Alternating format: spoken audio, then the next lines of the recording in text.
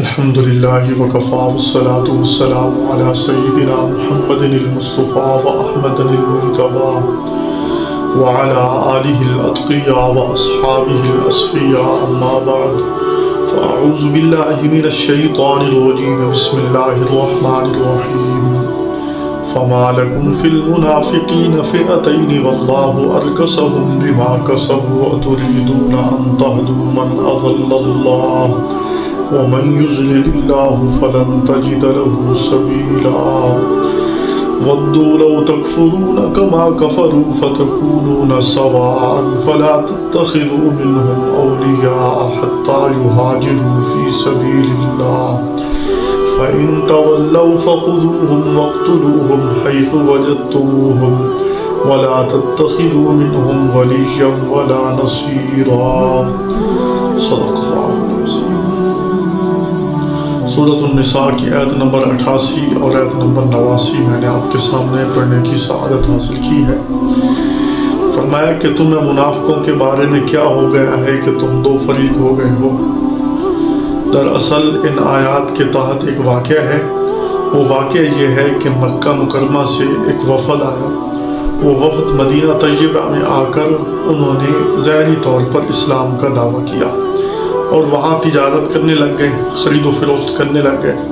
خرید و فروخت کرتے ہوئے جب ان کا سامان ختم ہونے لگا، ظاہری طور پر وہ مسلمان بھی ہو گئے، زبان سے کلمہ شہادت بھی ادا کر لیا، تو وہ واپس گئے اس نیت سے کہ ہم دوبارہ سامان تجارت لے کر آئیں گے۔ تو پھر واپس نہیں آئے۔ جب واپس نہیں آئے تو مسلمان اب اس کے بارے میں دو گروہوں میں تقسیم ہو گئے۔ بعض کہنے لگے کہ وہ منافق تھے، بعض مسلمان کہنے لگے کہ وہ مومن ہیں، اور بعض کہنے لگے کہ وہ کافر ہیں۔ تو مسلمان ان کے بارے میں دو گروہ ہو گئے، بعض نے مومن کہا، بعض نے کافر کہا۔ اللہ تعالیٰ نے فرمایا فما لکم فی المنافقین فئتین، تمہیں منافقوں کے بارے میں دو گروہ کیوں ہو گئے ہو، تمہیں دو گروہ بننے کی کیا ضرورت ہے؟ اصل میں نفاق کی دو صورتیں ہیں، دو قسمیں ہیں۔ ایک ہوتا ہے منافق اعتقادی۔ اعتقادی منافق وہ ہوتا ہے جو ظاہری طور پر کلمہ پڑھتا ہے لیکن اندر اس کا دل کفر پر جمع ہوا ہوتا ہے، وہ اعتقادی منافق ہے، جس کے بارے میں قرآن کہتا ہے ان المنافقین فی الدرک الاسفل من النار، کہ وہ منافق جو اعتقادی ہیں وہ جہنم کے سب سے نچلے طبقے میں ہوں گے، سب سے خطرناک طبقے میں ہوں گے۔ اور دوسرا طبقہ منافقین کا وہ عملی ہے۔ عملی یہ ہے کہ اس کا عقیدہ بھی ٹھیک ہوتا ہے، اس کا عمل بھی جو ہے نا وہ عقیدے کے خلاف ہوتا ہے۔ عملی منافق وہ ہوتا ہے کہ اعتقاد رکھتا ہے اللہ کی توحید پر، دین کو سچ بھی جانتا ہے، لیکن اس کا عمل اس کے خلاف ہوتا ہے، وہ عملی منافق ہے۔ اعتقادی منافق زمانہ اسلام کی ابتدا کے ساتھ خاص تھے، آپ صلی اللہ علیہ وسلم کے زمانے تک۔ پھر عملی منافق کی ہر دور میں کوئی کمی نہیں رہی۔ عمل یعنی زبان سے کچھ اور عمل کچھ، دل میں کچھ اور عمل کچھ، اس کی ہر زمانے میں کوئی کمی نہیں ہے۔ تو بہرحال یہ اعتقادی منافق اور عملی منافق، تو یہ دو قسمیں ہیں۔ تو جو اعتقادی منافق ہے وہ تو ہے ہی دار اسلام سے باہر۔ جو عملی منافق ہے، عملی منافق وہ تو مقصد ہر دور میں پائے جاتے ہیں۔ تو اس لیے عملی منافق نفاق بھی اللہ کو پسندیدہ نہیں ہے، اور اللہ تبارک و تعالی نے فرمایا کہ تمہیں ان منافقوں کے بارے میں دو گروہ بننے کی کیا ضرورت پیش آئی، تم کیوں دو گروہوں میں بٹ گئے ہو؟ تو اس میں اشارہ کر دیا کہ مسلمانوں کی گروہ بندی اللہ کو پسند نہیں ہے۔ مسلمان کیونکہ جب مسلمان گروہوں میں تقسیم ہوں گے تو ان کے مقاصد الگ الگ ہوں گے، تو غیر کو ان پر تسلط کرنا آسان ہو جائے گا۔ اس لیے یعنی تھوڑا ناراضگی کیا فما لکم، تمہیں کیا ہو گیا ہے کہ تم منافقوں کے بارے میں دو گروہ ہو گئے ہو؟ واللہ ارکسہم بما کسبوا، اللہ نے ان کی کمائی کی وجہ سے ان کو واپس لوٹا دیا۔ اتریدون ان تہدوا من اضل اللہ، جس کو اللہ گمراہ کر دے کیا تم اس کو ہدایت دے سکتے ہو؟ ومن یضلل اللہ فلن تجد له سبیلا، اور جس کو اللہ گمراہ رکھے آپ ہرگز اس کے لیے کوئی راہ نہیں پائیں گے۔ تو وہ چونکہ ایمان لانا ان کا مقصد ہی نہیں تھا، ایمان پر اقدام ہی نہیں کیا تھا، اس لیے اللہ نے ان کے لیے گمراہی کا فیصلہ کر دیا۔ تمہیں ان کے بارے میں اتفاق رکھنا چاہیے، افتراق نہیں کرنا چاہیے۔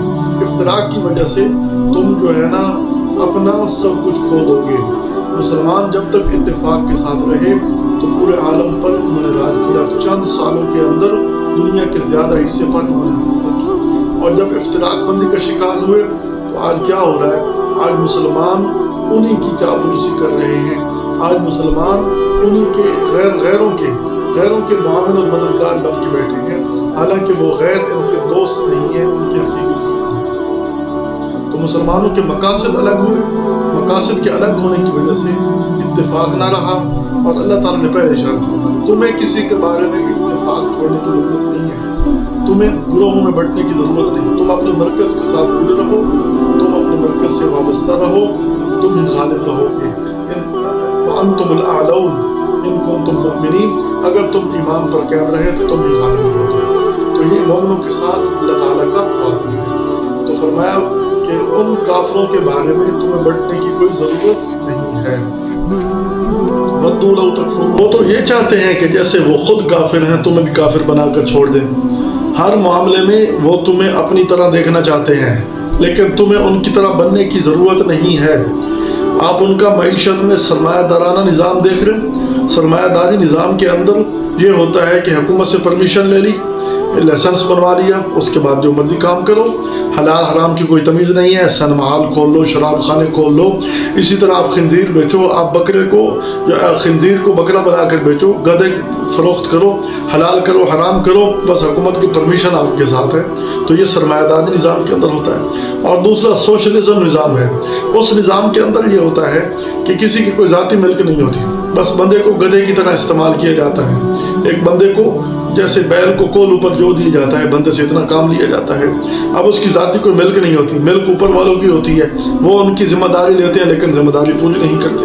لیکن اس کے برخلاف اسلام کا نظام معیشت بڑا مضبوط ہے۔ اسلام کہتا ہے کماؤ لیکن حلال طریقے سے، کھاؤ حلال طریقے سے، اپنی جو ہے نا ملکیت بناؤ حلال طریقے سے، اپنے آپ کو مالک سمجھو لیکن شریعت کے حدود میں رہ کر۔ اللہ تعالیٰ نے ملک کا بھی حق دیا ہے، جمع کا بھی حق دیا ہے، آپ جمع کرو، آپ بہترین کاروبار کرو، جائز طور پر اپنا پیسہ کماؤ، جائز طور پر ان کو لگاؤ، اپنے خوبصورت محلات بناؤ، اپنے بہترین کپڑے استعمال کرو، بہترین چیزیں لے کر آؤ، بہترین گاڑیوں میں سفر کرو، یہ اسلام سب چیزوں کی اجازت دیتا ہے لیکن جائز طریقے سے۔ ناجائز حرام کی اسلام ڈٹ کر مخالفت کرتا ہے۔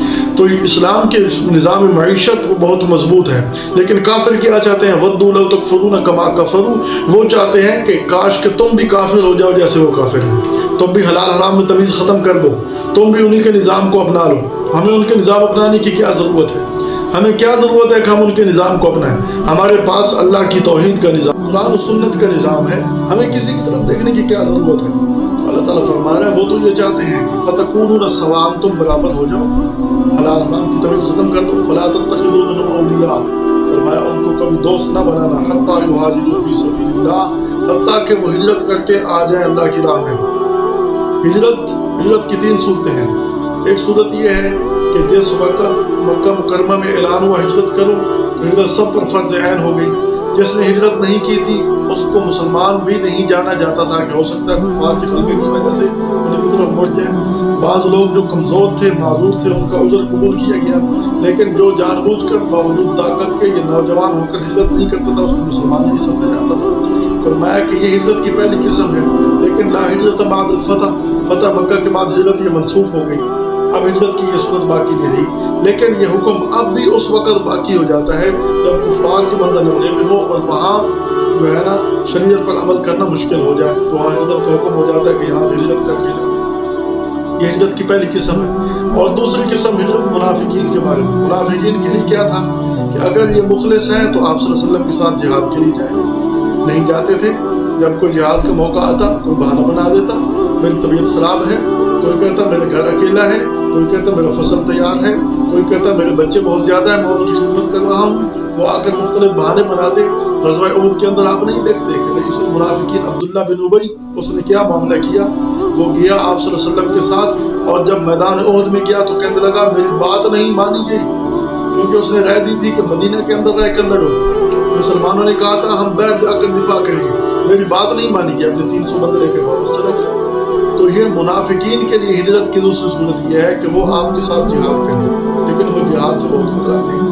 اور ہجرت کی تیسری قسم وہ ہجرت یہ ہے کہ المہاجر من حجر ما نہى اللہ عنہ، جو ہر مسلمان کے لیے ضروری ہے کہ جس چیز سے اللہ نے روک دیا اس کو چھوڑ دیا، ہجرت کا معنی ہوتا ہے ترک کرنا، چھوڑ دینا، جس چیز سے اللہ نے روکا اس کو چھوڑ دیا جائے گا، ہجرت ہر مسلمان کو ضروری ہے۔ تو یہاں فرمایا کہ ان کو دوست نہ بناؤ، ان کے بارے میں خیالات نہ رکھو، حتیٰ یہاجروا فی سبیل اللہ، یہاں تک کہ وہ اللہ کی راہ میں ہجرت کر کے آپ کے پاس آ جائیں، پھر ان کے بارے میں اچھے خیالات رکھو۔ وَإِن تَوَلَّوْا، اگر وہ آپ کی بات نہ مانے، منہ موڑ لیں، فَخُذُوهُمْ، پھر پکڑو ان کو، وَاقْتُلُوهُمْ، ان کو قتل کر دو، حیث وجدتموہم، جہاں تم ان کو پاؤ، وَلَا تَتَّخِذُوا مِنْهُمْ وَلِيًّا وَلَا نَصِيرًا، اور ان کفار میں سے کسی کو یار و مددگار نہ بناؤ، دوست اور مددگار نہ بناؤ، کیونکہ کافر بھی آپ کا دوست نہیں ہو سکتا۔ لَا تَتَّخِذُوا الْيَهُودَ وَالنَّصَارَىٰ أَوْلِيَاءَ، اے ایمان والو یہود و نصارہ کو اپنا اولیاء اور دوست نہ بناؤ، یہ تمہارے دوست نہیں ہیں۔ وَمَن يَتَوَلَّهُم مِّنكُمْ فَإِنَّهُ مِنْهُمْ، جو تم میں سے ان کے ساتھ دوستی لگائے گا وہ انہی میں سے ہے، اللہ انہی کے ساتھ کر دیں گے، تو یہ کبھی دوست نہیں ہو سکتے۔ ایک موقع پر صحابہ نے اس کے یا رسول اللہ صلی اللہ علیہ وسلم ہم یہود سے مدد لے لیں، فرمایا الخبیث، خبیث لوگ ہیں، کمینے لوگ ہیں، ان سے کبھی بھی آپ اچھائی کی توقع نہیں رکھیں گے۔ تو وہ کافروں کو دوست نہ بنانے کی ہدایت کی گئی ہے۔